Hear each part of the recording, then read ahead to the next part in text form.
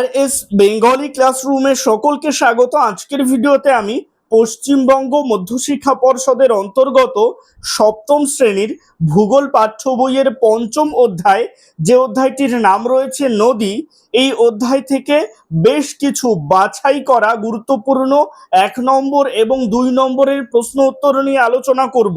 এই ভিডিওতে যে প্রশ্নগুলো নিয়ে আলোচনা করা হবে সেই প্রশ্নগুলোর মধ্যে থেকেই প্রায় প্রত্যেকবার পরীক্ষাতে প্রশ্ন আসে। সুতরাং তোমরা বুঝতেই পারছো যে এই প্রশ্নের উত্তরগুলো কতটা গুরুত্বপূর্ণ। তাই আমি চাইবো তোমরা ভিডিওটা স্কিপ না করে একদম প্রথম থেকে শেষ পর্যন্ত দেখো। তো কথা না বাড়িয়ে শুরু করছি আজকের মূল ভিডিও। প্রথমেই রয়েছে সব 1 নম্বরের প্রশ্ন। 1 দাগের প্রশ্ন, পৃথিবীর দীর্ঘতম নদীর নাম কি? উত্তর হবে নীলনদ।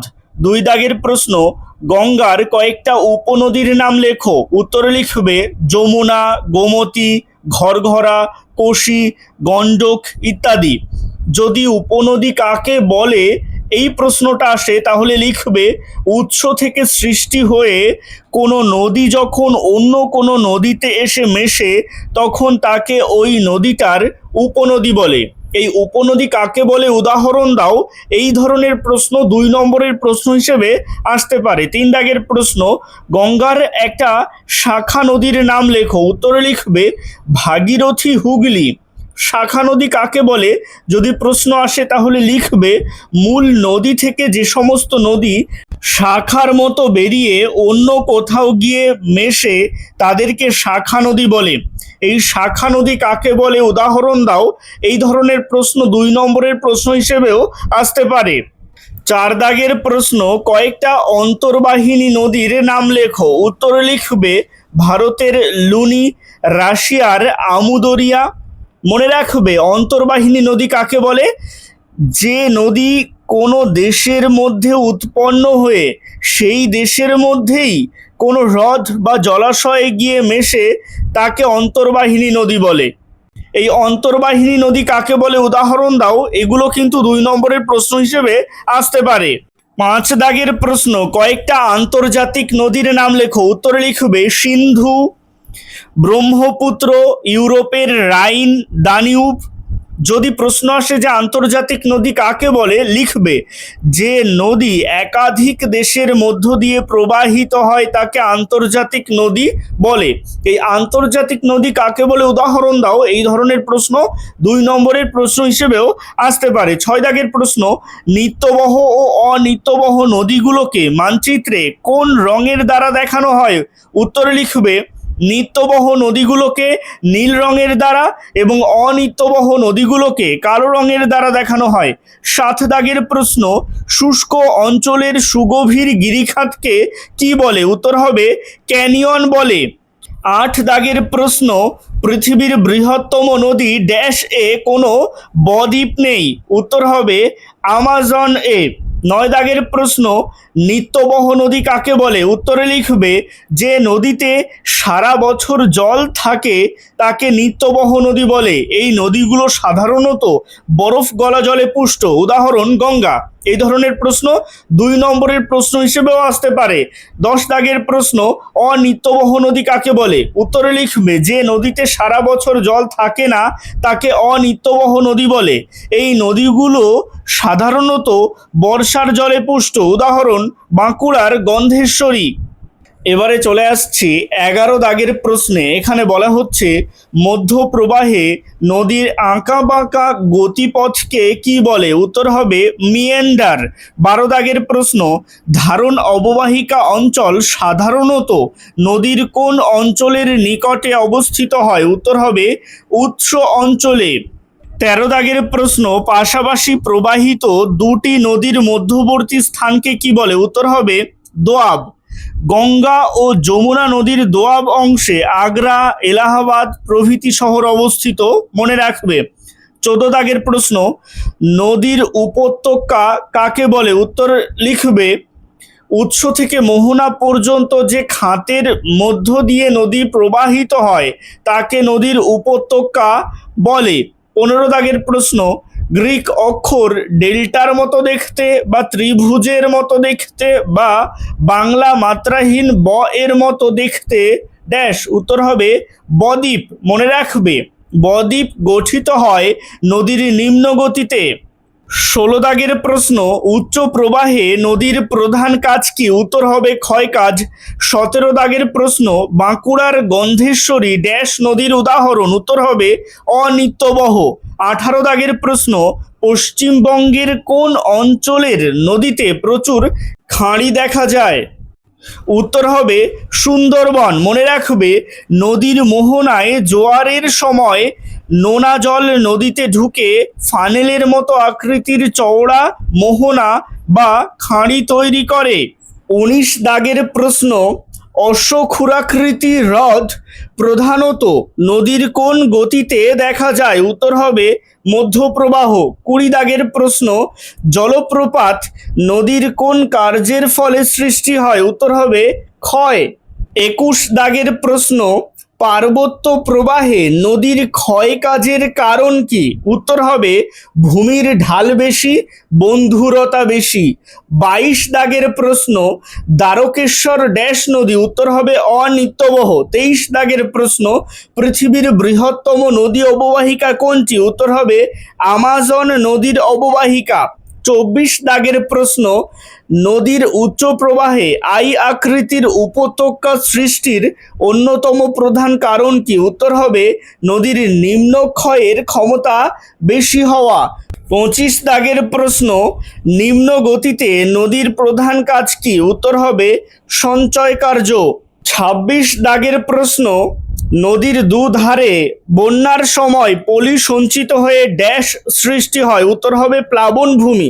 27 দাগের প্রশ্ন, নদীর উৎস কাকে বলে? উত্তরে লিখবে নদী যেখানে সৃষ্টি হয় সেই জায়গাকে নদীর উৎস বলে। উদাহরণ, গঙ্গোত্রী হিমবাহের গোমুখ গুহা থেকে গঙ্গার উৎপত্তি। 28 দাগের প্রশ্ন, নদীর মোহনা কাকে বলে? উত্তরে লিখবে যেখানে গিয়ে নদী শেষ হয়, অর্থাৎ নদী কোনো সাগর, উপসাগর, হ্রদ, জলাশয় বা অন্য কোনো নদীতে গিয়ে মেশে সেই জায়গাকে নদীর মোহনা বলে। উদাহরণ, গঙ্গা নদীর মোহনা বঙ্গোপসাগর। এবারে চলে আসছি 2 মার্কের প্রশ্নে।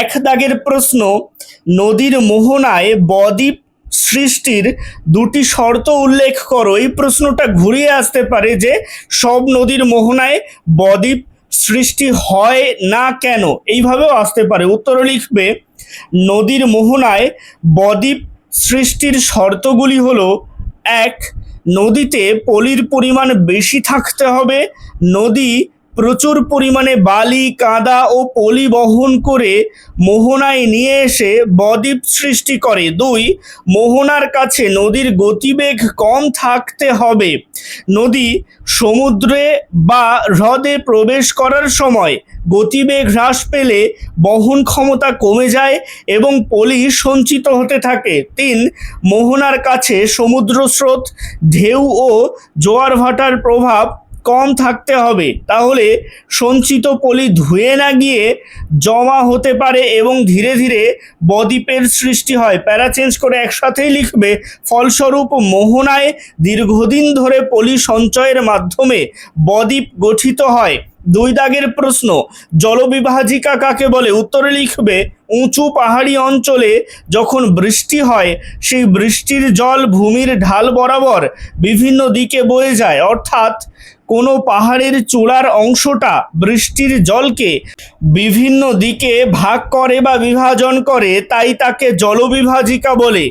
জলবিভাজিকার বিভিন্ন দিকে বয়ে যাওয়া জল একাধিক ছোট ছোট জলধারার মধ্যে দিয়ে বয়ে গিয়ে মিলিত হয়ে মূল নদী তৈরি করে। 3 দাগের প্রশ্ন, জলপ্রপাত কাকে বলে? উত্তরে লিখবে নদীর গতিপথের শক্ত আর নরম পাথর আনুভূমিকভাবে থাকলে নদী নরম পাথরকে বেশি ক্ষয় করে, ফলে শক্ত এবং নরম পাথরের মধ্যে ধাপের সৃষ্টি হয়, আর নদী শক্ত পাথরের উপর থেকে নিচে ঝাঁপিয়ে পড়ে জলপ্রপাত সৃষ্টি করে। উদাহরণ, পশ্চিমঘাট পর্বতের যোগ জলপ্রপাত। 4 দাগের প্রশ্ন, বদ্বীপ কাকে বলে? উত্তরে লিখবে নদীর মোহনার কাছে নদীর বহন করে আনা পলি, বালি, কাঁকর জমা হয়ে চড়া সৃষ্টি হয়। নদীর স্রোত তখন ভাগ হয়ে চড়ার দুদিক দিয়ে প্রবাহিত হতে থাকে, ফলে প্রায় ত্রিভুজের মতো বা বাংলার মাত্রাহীন ব বা গ্রিক অক্ষরে ডেল্টার মতো বদ্বীপ সৃষ্টি হয়। উদাহরণ: গঙ্গা ও ব্রহ্মপুত্রের মিলিত বদ্বীপ সমভূমি। 5 দাগের প্রশ্ন, মিয়েন্ডার কাকে বলে? উত্তর লিখবে, নদীর মধ্য প্রবাহে ভূমির ঢাল কমে যাওয়া এবং জলের পরিমাণ বেড়ে যাওয়ার কারণে নদী খুবই আঁকাবাঁকা পথে প্রবাহিত হয়, একে মিয়েন্ডার বলে। 6 দাগের প্রশ্ন, প্লাবনভূমি কিভাবে সৃষ্টি হয়? উত্তর লিখবে, নদীর নিম্ন প্রবাহে উপনদী প্রায় থাকেই না, বরং কিছু শাখা নদীর সৃষ্টি হয়।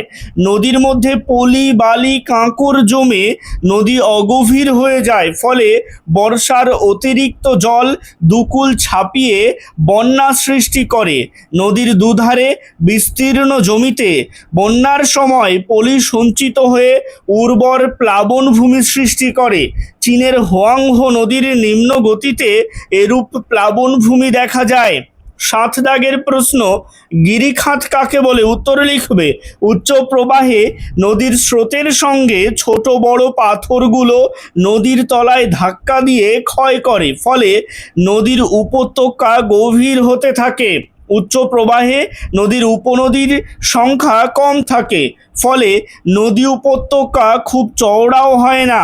এই সরু এবং গভীর নদী উপত্যকা ইংরেজি আই বা ভি অক্ষরের মতো দেখতে হয়, একে গিরিখাত বলে। যেমন পেরুর এল ক্যানন দ্য কলকা। আজকের ভিডিওটা এই পর্যন্তই। ভিডিওটা কেমন লাগলো অবশ্যই কমেন্টের মাধ্যমে জানিও। ভালো লাগলে লাইক করো এবং একই ক্লাসের বন্ধুদের সাথে ভিডিওটাকে শেয়ার করতে ভুলো না। ভালো থেকো, সুস্থ থেকো সকলে, আর অবশ্যই RS বেঙ্গলি ক্লাসরুমের সাথে থেকো। সবশেষে একটাই রিকোয়েস্ট, এখনও পর্যন্ত যারা চ্যানেলটিকে সাবস্ক্রাইব করে উঠতে পারোনি তারা অবশ্যই চ্যানেলটিকে সাবস্ক্রাইব করে দিও এবং পাশে থাকা বেল আইকনটিকে প্রেস করে অল বাটনে ক্লিক করে দিও নতুন ভিডিওর আপডেট সবার আগে পেতে।